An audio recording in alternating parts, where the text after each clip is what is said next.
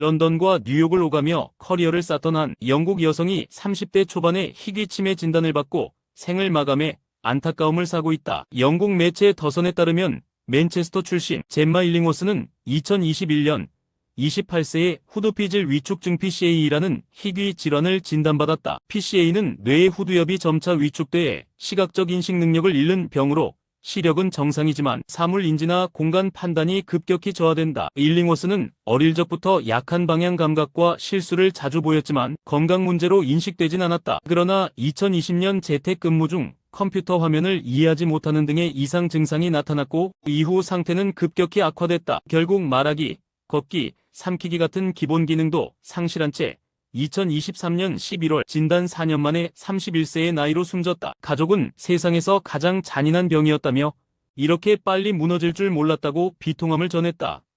선천성 희귀 피부 질환으로 머리 양옆이 풍선처럼 부풀어 올라 미키마우스라는 놀림까지 받았던 중국의 3살 소년이 무사히 제거 수술을 마쳐 감동을 주고 있다. 중국 매체 신경보에 따르면 푸젠성 출신의 치바오삼는 선천성 거대 색소 모반을 갖고 태어났다. 이 질환은 멜라닌 세포가 비정상적으로 증식해 피부에 거대한 검은 점이 생기며 치바오의 경우 두피 주변에 거대한 모반이 생기며 머리 양쪽이 풍선처럼 부풀어 올라 사람들의 시선을 끌었고 주변에서는 미키마우스 같다며 놀림을 받기도 했다. 치바오의 부모는 상하이에 위치한 대학병원으로 그를 데려가 5개월간 치료를 받았다. 의료진은 2차례에 걸친 수술을 통해 두피에 삽입했던 팽창기와 모반을 제거하는 데 성공했다. 다만 앞으로 흉터 제거를 위한 추가적인 복원 수술이 필요하다고 전했다. 치바오의 어머니는 아이가 이런 모습으로 태어난 게 모두 내 탓인 것 같아 늘 자책해왔다며 어떤 일이 있어도 꼭 치료해주고 싶었다고 눈물 섞인 심경을 밝혔다. 스마트폰을 지나치게 사용한 끝에 고개를 들 수 없게 된 20대 남성의 사례가 일본 의료진에 의해 공개됐다. 영국 데일리 메일에 따르면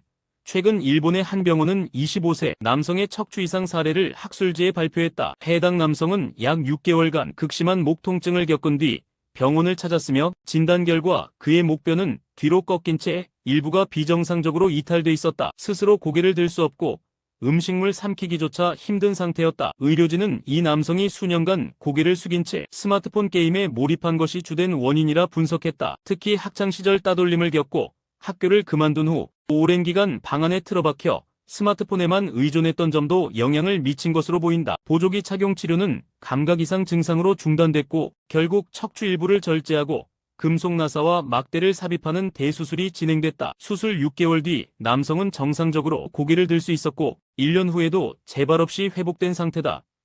중화권에서 코로나19가 다시 확산 조짐을 보이고 있습니다. 홍콩 보건당국은 최근 한 달간 코로나19로 인한 사망자가 30명에 달했다고 밝혔습니다. 중증 환자 81명 중 약 40%가 사망한 것입니다. 확진율 또한 6.21%에서 13.66%로 치솟으며 1년 만에 최고치를 기록했습니다. 특히 백신을 맞지 않은 어린이 환자가 급증해 병원 병동이 가득 찼다는 현지 의료진의 증언도 나왔습니다. 중국 본토 역시 상황이 심상치 않습니다. 중국 질병통제예방센터에 따르면 코로나 양성률은 4월 초 7.5%에서 이달 초 16.2%로 2배 이상 증가했습니다. 시안의 한 감염내과 전문의는 2주 새 신규 환자 수가 거의 2배로 늘었다고 전했습니다. 싱가포르도 1년 만에 확진자 통계를 다시 발표했습니다. 지난달 27일부터 이달 3일까지 확진자 수는 약 14,200명으로 전주 대비 28% 급증했고 입원자도 30% 늘었습니다.